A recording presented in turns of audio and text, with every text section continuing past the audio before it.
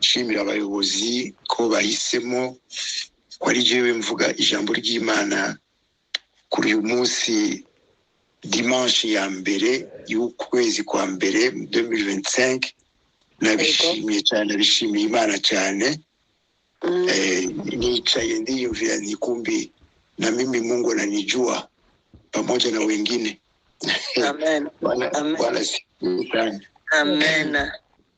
Kwa hiyo ndishimye cyane n'ukuri kubona nawe uyu mwanya w'icyubahiro kandi kugira ngo twibutsanye ijambo ry'Imana. Yego. Nta nzira nimwe namara bivuze igihe cyose, nta nzira nimwe iriho cyangwa ibaho yabayeho yo kuvugana n'Imana bidaciye mu ijambo ryayo, bidaciye mu masengesho. Amasengesho niyo nzira imwe gusa dushobora gucishamo kugira ngo tuvugane n'Imana. Ni mu masengesho gusa niho amasengesho yacu akagenda agakora ku mutima w'Imana, bigatuma Imana ihindura ibyo yari yateguye. Yego. Ni mu masengesho gusa. Nagerageje gusoma ibice byinshi, nabonye ko hariho ijambo ry'Imana ryanyibukije byinshi, n'abakozi b'Imana benshi badutangiriye imbere. Nabonye abakozi benshi bagiye bakorana n'Imana kuko bubasha Imana. Imana igenda ibakoresha kuko bubasha Imana, kubera ko bavuganye n'Imana, bagiye bavugana n'Imana. Mu ijambo ry'Imana gusa niho hariho ibisubizo byacu cyangwa se inyishu zacu. Nta yindi nzira, nta yindi nzira. Ariko Imana ikadusaba ikintu kimwe kugira ngo dushoboye gukorana nayo. Imana idusaba ikintu kimwe gusa: kuyubaha, kugendana nayo, gukorana nayo. Icyo Imana idushakaho cyangwa se icyo Imana idushaka ko cyose ni ukuyubaha, kugendana nayo, gukorana nayo. Imana ntishobora kugukoresha utajyana nayo. Imana ntishobora kugushyira hejuru utayubaha, utajyana nayo, udakorana nayo. Ntibikunda ko Imana ikubahisha utabana nayo, utagendana nayo, udakorana nayo. Imana iguhemba wayikoreye. Imana iguhemba uyubashe. Utayubashe, utayikoreye, igushyira ku ruhande. Namara atanze akarorero buri gihe, iyo umuntu akoze muri ofisi kanaka, aho hantu akora niho bamuhemba ku mwisho w'ukwezi. Ni ukuvuga ngo wowe ukora muri Braludi, dufata akarorero, ukora muri Braludi, ukora muri banki, ukora mu gisirikare, ukora aho ukorera hose, ni aho niho bakuzi, aho niho baguhemba. Nta hantu na hamwe bashobora kuguha amafaranga yabo batakuzi, utari mu gitabo cyabo. Ntibikunda. Hano rero ijambo nasomye ubwa mbere, ni ijambo ridusaba gushaka Imana. Icya mbere, n'uyu mwaka jewe nawise wo gushaka Imana, umwaka wo gushaka Imana, umwaka wo kugendana n'Imana, umwaka wo gusenga Imana, kugira ngo Imana itugirire neza. bene data, Imana irumva Yego. kandi irakora. Amen. Nimba nabwiye abantu nti nimba Imana idahari itariho, nimba Imana idakora uyu munsi kugira ngo uyibone, nuko utarayishaka. Nuko utarashaka Imana, nicyo gituma ibivuga. Yego. Imana ishobora gukora wayisabye ikintu uyu munsi, ntuyitegeka, ikorera aho ishaki. Mungu anafanya kazi wakati anapenda, haifanyi kazi wakati wewe unailazimisha. Hapana. Imana mukui turayinginga. Nicho gituma mu majambo tuvuga cyangwa mu langaje dukoresha tuvuga tuti turasenga. Turinginga. Turinginga Imana, ntabwo dutegeka Imana. Hano rero itubwira ngo muri Matayo 6, muri Matayo 6 nyagiye udufasha. Matayo 6:31 kugeza kuri 33. Nyagiye udufasha dufashe gusoma neza.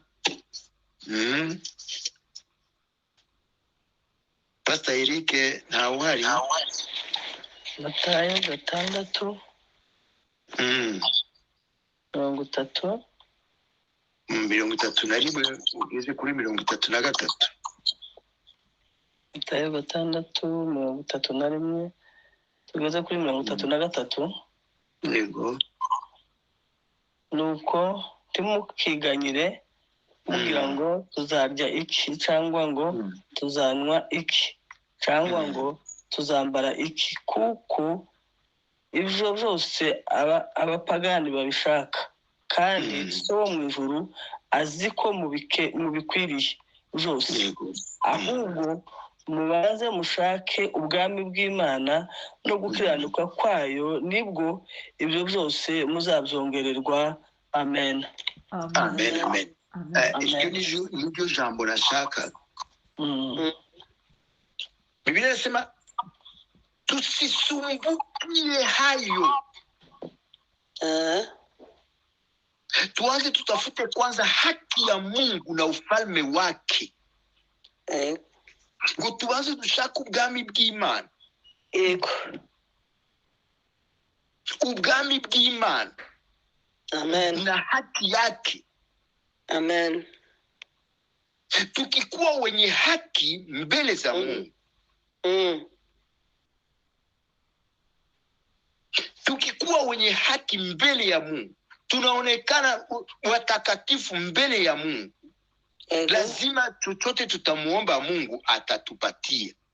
Ngo tubanze dushake icya mbere na mbere cy'Imana dushaka. Tubanze dushaka ubwami bw'Imana. Haki ya Mungu na ufalme wake. Ngo tusisumbukie kwanza chakula. Gukora ni vyiza cyane. Kuko na Biblia iravuga ngo udakoze ntakarye. Niko Biblia itubwira. Asiyefanya kazi asile. Kumbi kufanya kazi ni vizuri, lakini tena zaidi ya yote usisumbukie ya mwili kuliko ya roho. Amena. Mimi naambia watu mara mingi, nasema vile unasumbukia tumbu yako, vile unasumbukia chakula chako, vile unajipaka mafuta, unanyoa nywele, unatamani kuvaa vizuri, kumpaka mafuta na parfum na kila kitu, tutengeneze kwanza roho zetu. Amena. Roho zetu zikiwa safi, tutengeneze sasa mwili. Lakini Biblia inatuambia tutafute kwanza haki ya Mungu, kuwa wenye haki, kutembea pamoja na Mungu. Ukiwa mwenye haki na kutembea pamoja na Mungu, chochote utamwambia Mungu atafanya. Bwana asifiwe sana. Amen. Na Biblia inatuambia ukinipenda mimi na kunitumikia, na mimi nitakuheshimisha. Bwana sifiwe sana. Amen. Huyo ni neno la Mungu. Hilo ni Mungu alisema.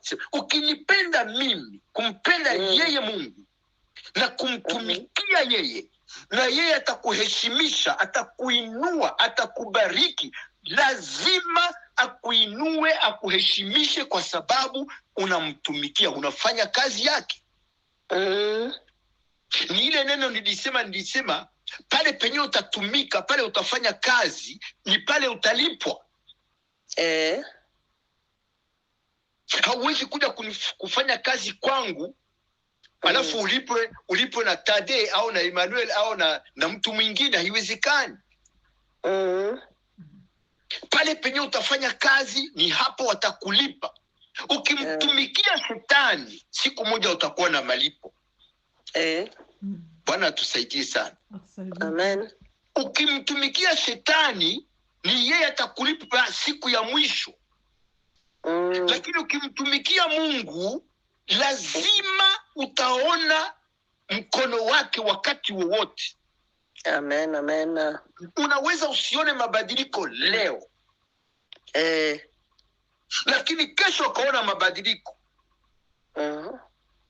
Ushobora kutabona impinduka uyu munsi,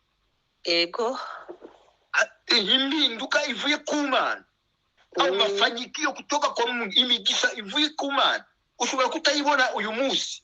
Ariko komeza usenge. Amen. Komeza winginga Imana, wizeye iyo Mana. Imana yakoze iriya myaka abatubanjirije barabibonye, kugeza uyu munsi irakora. Imana ntabwo irahinduka, kandi ntabwo izigera ihinduka na rimwe. Bwana asifiwe sana. Amen. Imana ntabwo izigera ihinduka. Ngo inyoni zo mu kirere zirarya, kandi nta hantu na hamwe zisoroma, nta hantu na hamwe zirima, ariko zirarya. Nta myenda, nta mpuzu, ntaki, lakini zinaishi. Sasa Biblia yatubwiye hano sema ndege wa angani wanakula, wanaishi. Na wale mataifa, Biblia inasema mataifa ni kusema wapagani. Ibyo twifuza nabo barabyifuza, kandi bakabihabwa, kandi batubaha Imana. Ntabwo bubaha Imana, ariko kandi bakarya, bakabaho neza mu nzira zitandukanye. Ariko twebwe twubaha Imana, dukorera Imana, ni gute dushobora kurira iminsi yose? Turirira Imana, tubwire Imana ibyacu. Biblia itubwira ngo mahitaji yetu na nia zetu zijulikane na Mungu. Amen. Bwana asifiwe sana. Amen. Nia zetu na mahitaji yetu ijulikane na Mungu. Ibyo twifuza, ibyo dushaka byose bimenyeshwe Imana. Ni ukuvuga ngo nimba Imana ivuga ko ibyacu tubimenyesha Imana, ni ukuvuga ngo hari icyo itegereje gukora. Kuna kitu itafanya hapo. Ikiwa Mungu anasema nia zenu mulete kwangu, muniambie mimi. Shida zenu muniambie. Ni nka rya jambo rivuga ngo abashonje, abagowe nibazi wanje, nanje ndabaruhura. Bwana asifiwe. Amen. Wanaochoka wote, wanaolemewa wote, wanaonjaa wote, wanaokiu wote, waje kwangu na mimi nitawapumzikisha. Amen. Kumbe Mungu iko na jibu ya kila kitu. Msisumbukie ya kesho. Usiseme tutakula nini, tutakunywa nini. Hata ndege wa anga wanakula. Ngira abantu ni nimba Imana iriho. Yikorere. Amen. Yikorere uzagira iherezo ryiza. Amen. Amen. Ikiwa Mungu yupo anafanya kazi leo jinsi tunavyoona, mtumikie Mungu. Amen. Mtumikie Mungu tu.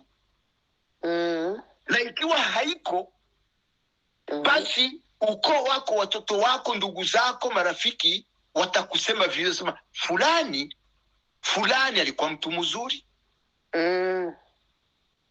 Usikose mbingu, usikose na sifa za ulimwengu. Watasema fulani yari umuntu mwiza, fulani yarubaha, fulani yarakundana, fulani yaratanga, fulani yafashaga ukunuku. Kila mtu anakuwa na karama zake.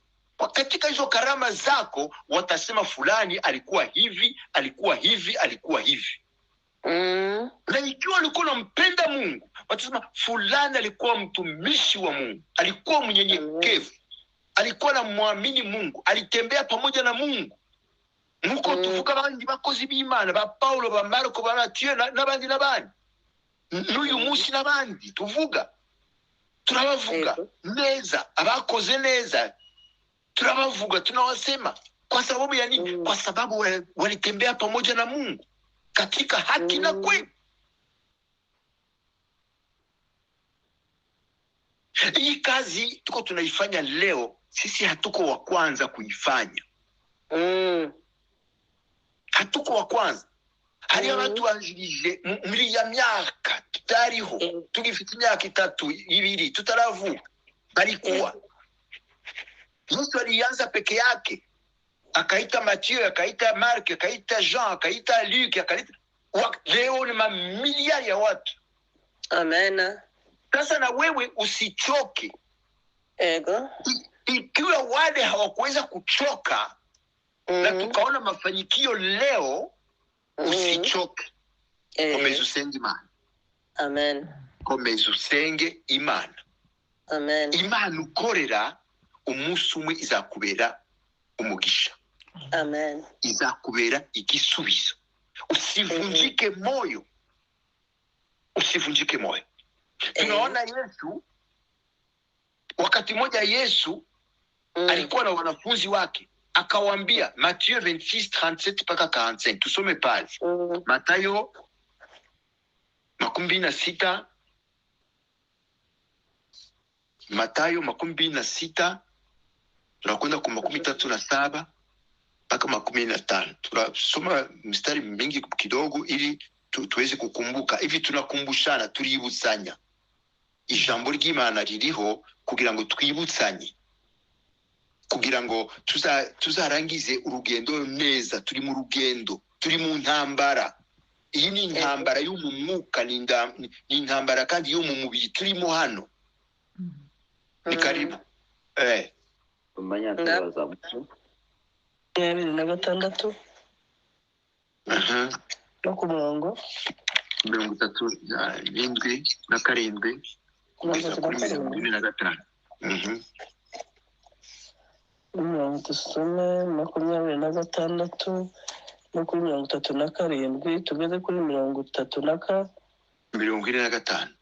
35. Dusome mu izina rya Yesu. Ajana Petero. Urabona aho ngaho? Ego na. Ajana Petero na bene Zebedayo bombi atangira kubabara no guha Ajana Petero na bene Zebedayo bombi atangira kubabara no guhagarika umutima cyane, maze arababwira ati, umutima wanje ufite agahinda kenshi kenda kunyica. Mugume hano mubane maso naje. Yigira imbere ho hato, arunama arasenga ati, data, nimba bishoboka iki gikombe kindenge ariko je kuba uko jewe ushaka ahubwo bibe uko wewe ushaka. Agaruka aho abigishwa bari asanga basinziriye, abaza Petero ati harya ntimubashije kubana amaso nanje isaha imwe? Mube maso musenge mutaja mu mosha. Umutima niwo ukunze ariko umubiri ufite intege nke. Yongera kugenda ubwa kabiri arasenga ati data, nimba bidashoboka ko iki gikombe ngo kireke kibeho, ibyo ushaka abe ari byo biba. Yongeye kugaruka asanga basinziriye kuko amaso yabo aremereye. Arongera abasiga aho aragenda asenga ubwa gatatu, avuga amagambo amwe n'aya mbere. Maze agaruka aho abigishwa bari arababwira ati musinzire noneho muruhuke, dore igihe kirenda gusohora umwana w'umuntu agambanirwe mu maboko y'abanyabyaha. Amen. Amen, amen, amen. Mungu akubariki sana. Amen, amen. Urumva ko Yesu ari we yatanguye umurimo wo gusenga. Yabonye ko hariho ibitsitazi bigeragezo imbere yiwe, kulikuwa majaribu uko mbele yake, kulikuwa matatizo uko mbele yake, aliona. Akawaambia wanafunzi, mningoje hapa muombe, na mimi nakwenda hapo mbele kuomba. Amen. Akaenda akaomba, arasenga. Biblia tubwira ngo arasenga. Ego. Yarasenze. Hari ahandi bavuga ngo yavuye alitoka jasho ya damu kwa sababu ya kuomba. Aliwaambia wanafunzi, mkae hapa muombe. Wakati alirudi akakuta wanasinzia. Akasikia huzuni sana. Akawaambia, mnashinda kukaa pamoja na mimi hata saa moja. Saa moja mnashindwa. Nukuvuga ngo yabonaga ibyo batabona. Yabonaga ibibazo biri imbere ariko bo ntibabibone. Nicyo gituma babwira nimwicare, nimuze mwicare musenge kugira ngo ntimujye mu mosha mabi, musige mu majaribu. Kumbi Yesu yamenye yuko mu gusenga harimo ubushobozi. Amen. Mu gusenga harimo intsinzi. Amen. Mu gusenga harimo kwihangana. Amen. Mu gusenga harimo gushirwamo imbaraga. Mu gusenga. Ariko kandi udasenze uzarwana, uzakubita. Nicyo gituma Petero yafashe umupanga aca ugutwi. Cyari waje kumufata kushaka ule mmoja alitaka kuja kumkamata Yesu kwa nguvu, kumpigania. Petro akakamata mpanga akakata sikio kwa sababu ndani yake hapakuwa maombi. Nta gusenga kwarimo, ntabwo yari yuzuye. Yesu aragaruka asanga barasinziriye. Yongera agira ati nimubyuke, arabinginga. Nimubyuke musenge kugira ngo ntimuje mu mosha mabi, musinde mu majaribu. Umutima ubabaye, Biblia inatuambia roho yake ilikuwa inauma kwa sababu aliona shida na matatizo. Akaenda tena huko akaomba. Akaomba. Aragaruka ubugira gatatu asanga kandi barasinziriye. Arababara.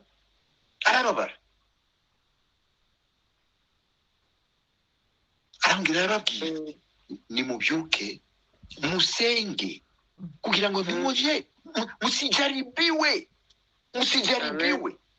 ariko kandi amaherezo barishindwa. Ego. Agarutse arababwira ati rero birarangiye.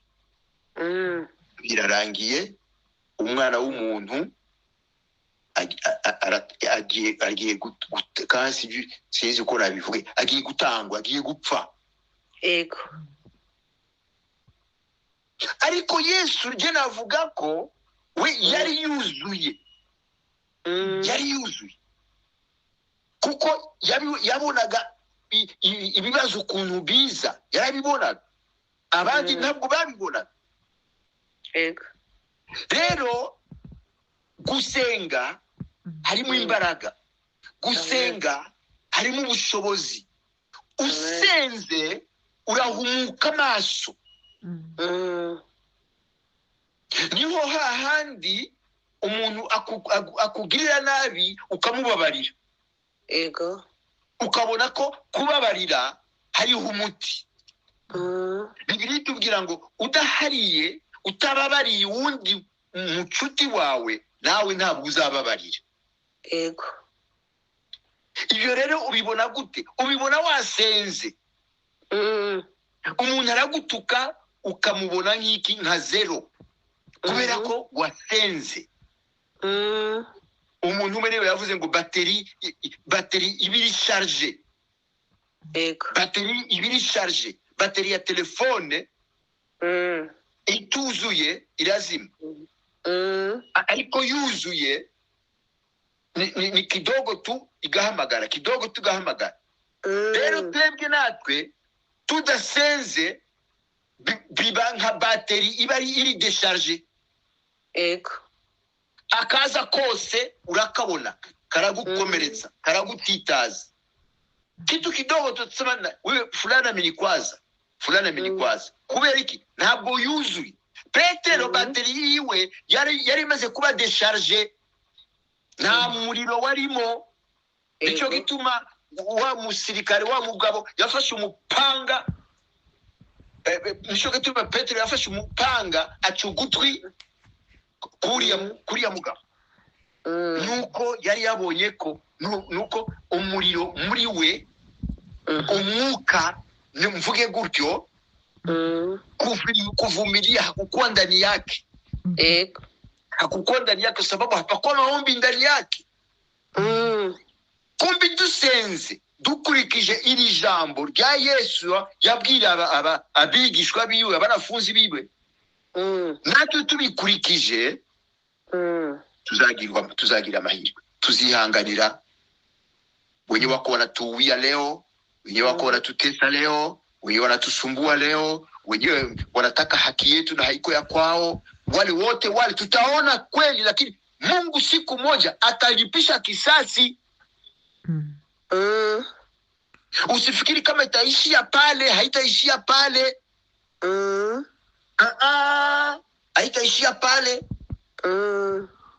Endelea kukomeza usengi. Ego. Usichoke.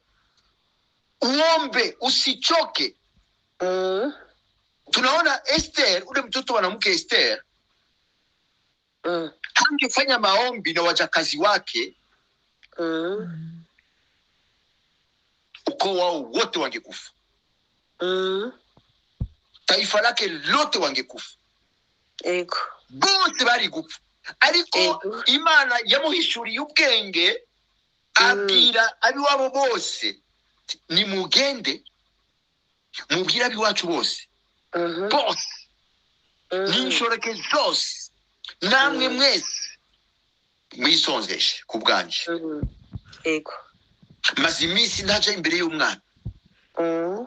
Rero ni mugende mufate iminsi 3, mwisonzeshe, musenge, nanjye nsenge. Nyuma y'iminsi 3, nubwo maze iminsi ntaje imbere y'umwana, nzagenda. Ninshaka nibiba ngombwa gupfa, mfe. Ikiwa lazima kufa, nife sababu ya ukoo wangu, sababu ya taifa langu. Ego. uyu murimo turimo gukora hano si umurimo w'imfagusa. Ego. uyu murimo si imfagusa. Kandi reka ngusabe ikintu nkwinginge.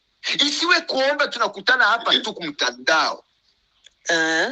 Kamata wakati kuomba peke yako nyumbani. Ego. Kama unaweza kuomba bene data Islam wanaomba mara 5 kwa siku. Siwezi kuwahukumu. Lakini na sisi tunaweza kufanya hata zaidi ya hiyo.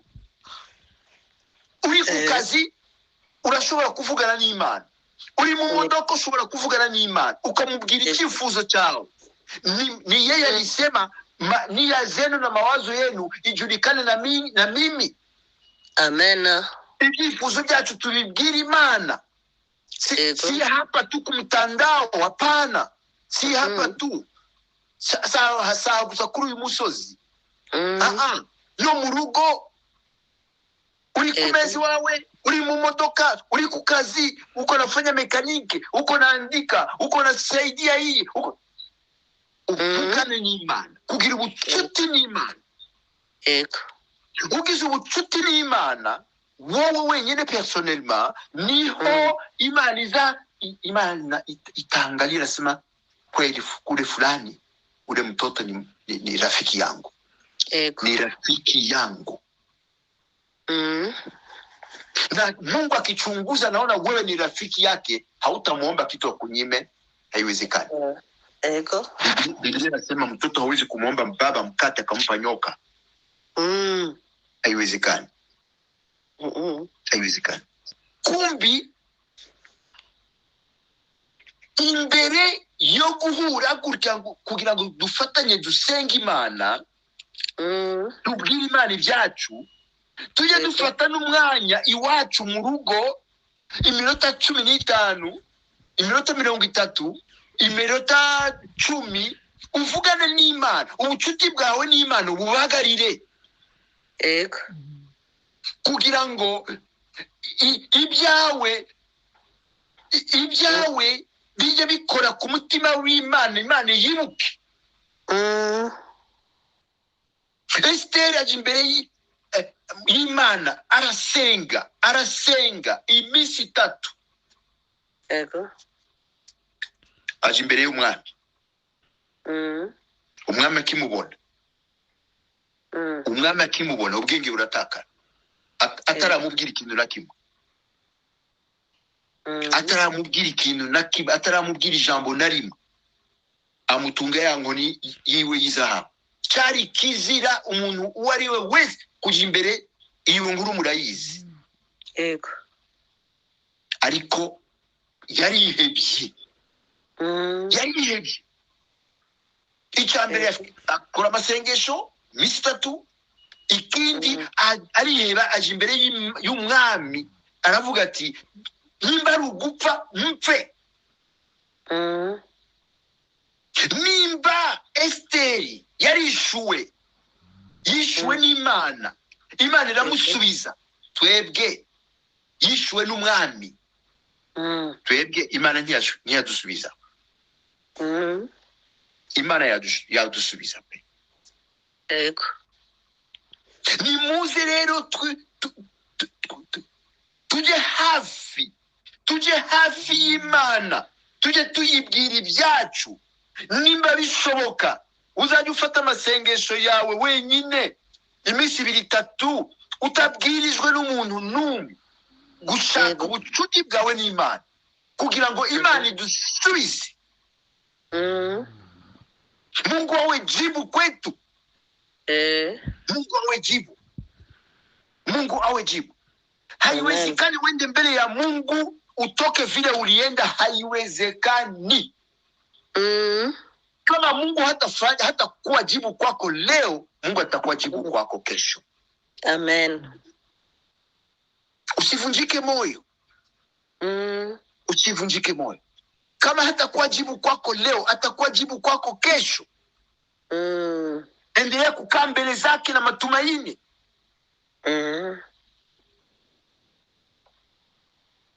ukwizera Ego. wizera ijambo ry'Imana, uvugane n'Imana. Nimba Imana yashoboye gusubiza abandi bose badutangirije imbere, nimba Imana yavuganye na Moyize n'abandi n'aba Joshua n'abandi natwe izavugana natwe, izatubera igisubizo. Mungu atakuajibu kwetu wakati moja. Amen. Bwana tusaidie sana. Amen. Leo dusenge tutaruhuka. Ego. Dusenge tutaruhuka. Abafaransa nibo bavuga ngo prions sans cesse. Dusenge dusenge tutaruhuka. Esteri yaritanze. Nimuze natwe twitange. Hari abakecuru, hari abasaza, hari abana bato badashoboye kwiruka, badashoboye gufata arme, badashoboye. Simama wewe na imani yako. Amen. Iyo imani yako na maombi yako inashinda bombe. Amen. Inashinda Kalashnikov. Kwa wakati wa Mungu utaona Mungu anapindua kila kitu. Amen. Wizere ko Imana ishoboye, wizere ko Imana ikora. Yesu niwe yavuze neza, yavuze ngo data arakora ngo nanje ndakora. Bwana sifiwe sana. Haleluya. Data arakora nanje, nikusema mpaka leo anafanya kazi, anangoja sasa tumwambie. Ego. Ezekia 38, soma pale tuone. Isaya 30, Isaya 38, 1-6. Isaya 38, Isaya 38, umurongo wa mbere tugeze ku wa 6. Hari uri kudufasha? Isaya 38. Isaya 38, umurongo wa mbere. Tugeze ku wa kangahe? Wa 6. Isaya 38 kugeza muri iyo minsi Hezekiya ararwara, yenda gupfa.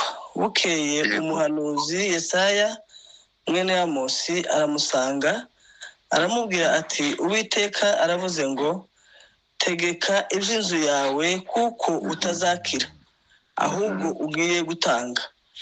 Nuko Hezekiya yerekera ivure atakambira Uwiteka ati ndakwinginze Uwiteka uyu munsi wibuke ko najaga ngendera mu z'ukuri imbere yawe n'umutima utunganye, ngakora ibishimwa imbere yawe. Nuko Hezekiya arataka ararira cyane, maze ijambo ry'Uwiteka rigera kuri Yesaya riti subirayo ubwire Hezekiya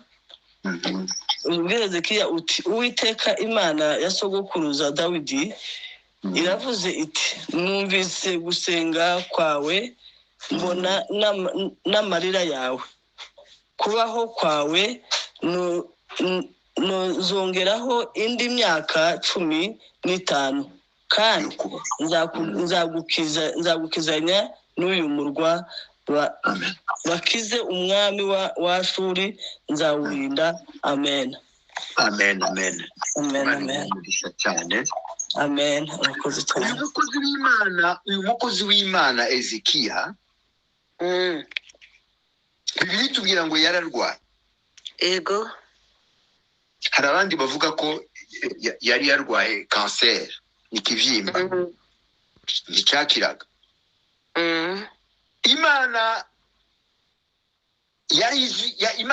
yari izi umutima wa Hezekiya, ukuntu yagendanye n'Imana, ukuntu yubasha Imana, ukuntu yakoranaga n'Imana. Umunsi umwe Imana sinzi icyo yari yabikuye. Imana ni Imana. imana ni imana igira ibyayo. Umunsi umwe imana ituma umukozi wayo Isaya, genda ubwire umukozi wanje umushire ubu butumwa. Iyi nkuru murayizi cyane. Genda umushire ubu butumwa, umubwire ko akwiye gutunganya ibyo mu rugo rwiwe. Kuko ntashobora gukira, arapfa tu. Isaya aragenda. Amushira ubutumwa umukozi w'Imana Hezekiya.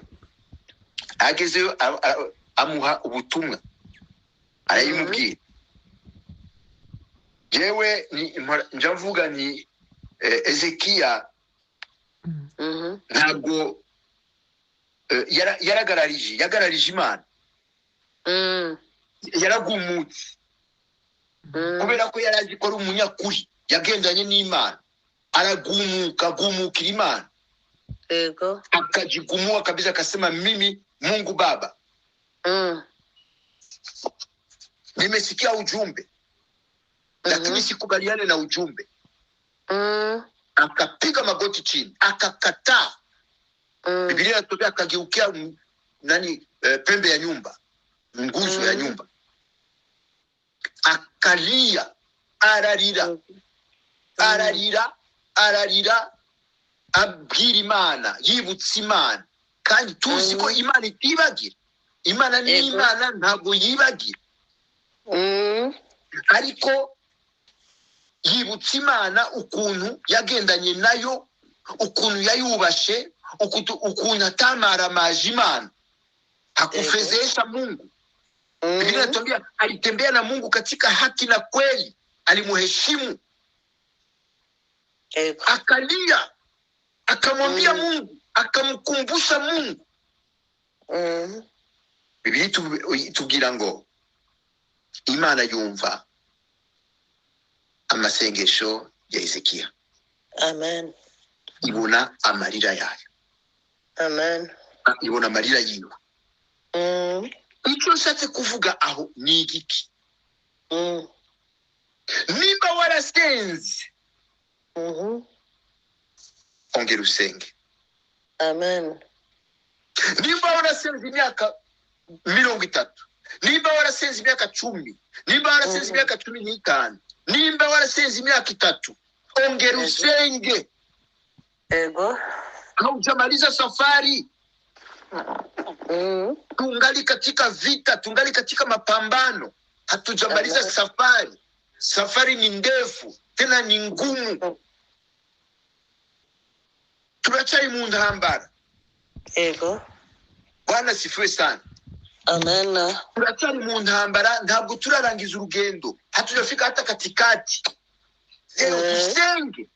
Tusenge, dukomeze kwibutsa Imana, dukomeze kubwira Imana ibyacu.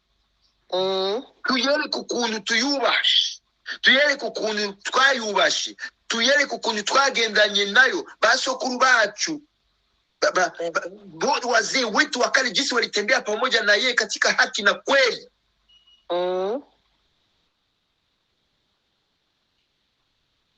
Isaya akigera hariya acubije ubutumwa ku Mana, niko navuga. Imana iramubwira ati genda usubire inyuma. Genda ubwire umukozi wanjye Hezekiya asivunjike moyo. Haleluya. Asivunjike moyo. Nenda umwambie nimesikia maombi yake, tena nimeona kilio chake, nimeona machozi yake. Kama ni kufa, hata kufa tena, hata kufa. Bwana asifiwe sana. Amen. Nasema nini pale? Tuendelee kumlilia Mungu katika yote.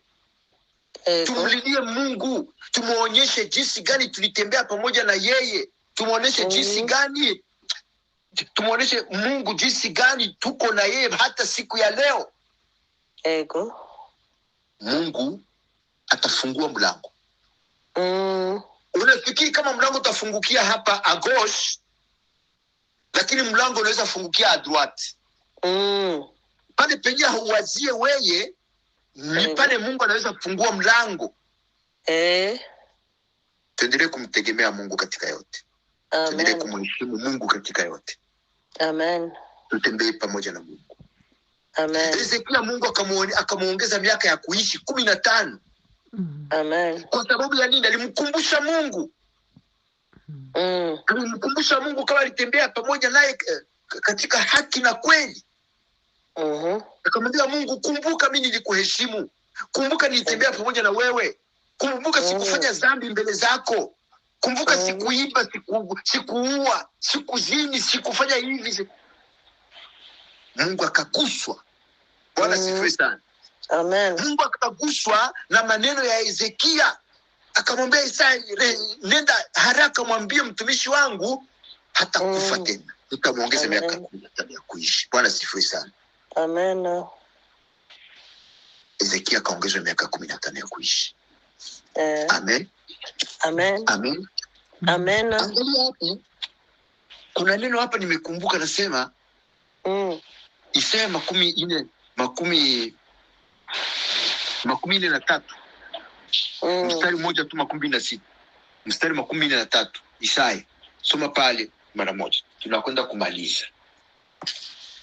Isaya 43 mstari 26.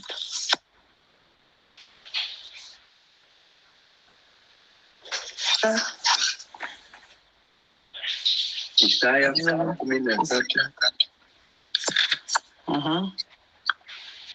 Kumurongo kangahe? Murongo wa 26. 23. Haravuze ngo nibutsa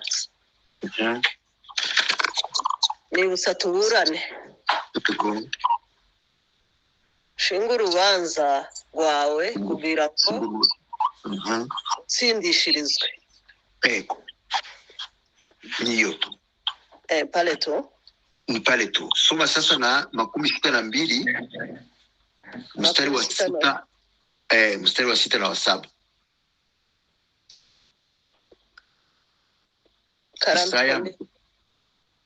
Isaïe 62 versets 6 et 7.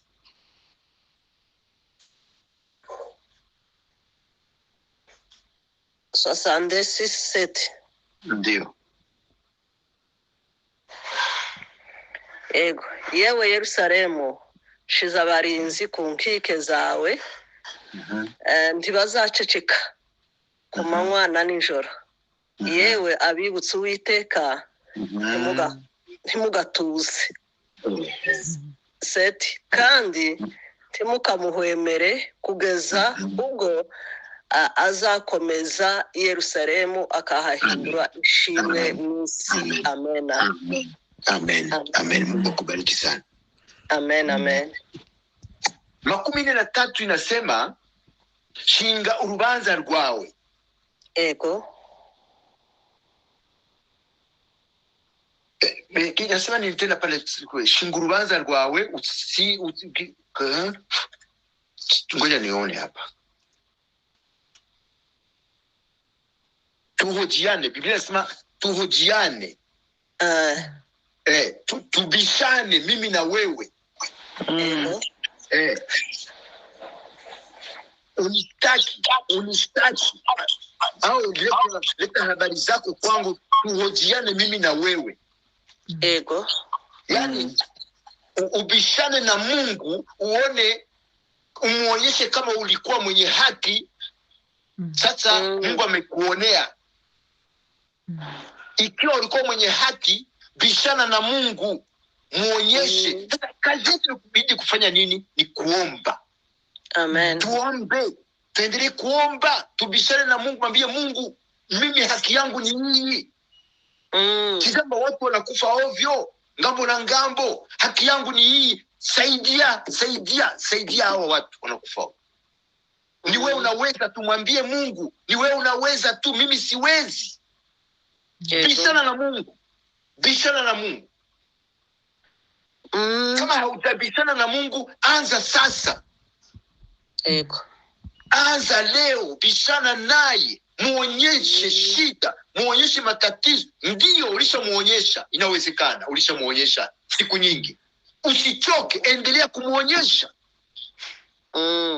Maana ni yeye hakimu wetu, ni yeye jiji. Hakuna mwingine hakimu, ni yeye peke yake. Ni yeye anajuzia wazuri na wabaya. Hakuna mwingine. Sasa bishana na yeye Mungu, bishana naye. Bishana naye usiku, bishana naye mchana, bishana naye uko natembea, bishana naye. Amen.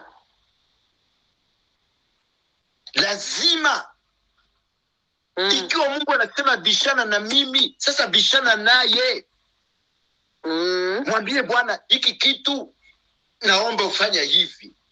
Amen. Hiki kitu naomba ufanye hivi. Ezekia alimuonyesha, alibishana naye, alimkumbusha, na sisi tumkumbusha. Lazima atafanya. Kama hatafanya leo, atafanya kesho. Amen. Hiyo ni imani. Kama hatafanya leo, maana ni neno lake. Mwambie Bwana, neno lako linasema nia zangu zijulikane na wewe. Sasa nia zangu ni hizi, nazileta kwako. Mungu Baba, mimi nimetembea pamoja na wewe katika haki na kweli. Watu wa haki wanakufa ovyo. Naomba ujibu kwangu. Lazima Bwana atafanya. Kama hatafanya leo, atafanya kesho. Amen. Kama hatafanya leo, atafanya kesho. Biblia hapa chini nasema 16:2 nasema enyi wamkumbusao Bwana, msipumzike wala msimwache yeye akapumzika, bado hatujajibiwa. Haleluya. Amen. Yeye mwabibutsa uhoraho, si vile nasema? Mama, soma tena hiyo. Ungali pale? Ningali pale. Soma pale mama. Yewe Yerusalemu, shize abarinzi ku nkike zawe. Ntibugaceceke. Manywa na nijoro. Hiyo ndo neno naikora tafuta. Yewe Uwiteka ntimugatuze. Kuseti anasema kandi ntimukamuhwemere kugeza ubwo azakomeza i Yerusalemu akahahindura ishimwe mu isi. Yemwe abibutsa uhoraho, nimukaruhuke. Kandi nawe nimumureke ngo aruhuke. Haleluya. Amen. Amen. Tusimwache Mungu, tusimpatie wakati Mungu. Tusimpe wakati kabla hajajibiwa. Tumsumbue, tumwambie usiku na mchana. Emwe abibutsa uhoraho mwe. Msimwache kapumzike. Lazima na sisi tusipumzike, bado hatujajibiwa. Sasa ikiwa hatujajibiwa, tusimwache kapumzika. Na sisi tusipumzike, tumwambie siku kwa siku. Mpaka siku tutajibiwa. Amen. Bwana asifiwe sana. Amen. Amen. Tusimwache akapumzika. Tusimpe nafasi. Hii ni ahadi, ni neno lake. Tusimpe nafasi. Mpaka siku tunajibiwa ndio tusema, Mungu asifiwe, tumejibiwa. Sasa tunaanza kufanya sifa na vigelegele kwa kumsifu Bwana. Amen. Sasa ikiwa hujafanya kitu, simama. Na ikiwa umeshafanya, simama. Amen. Japokuwa ulishaomba na miaka uliomba, lakini hatujajibiwa. Tuendelee kuomba. Amen. Usiku na mchana. Mpaka siku Mungu atatujibu. Bwana asifiwe sana. Amen. Amen. Nashukuru kupewa nafasi ya siku ya leo le 5 janvier 2025. Mungu awabariki sana.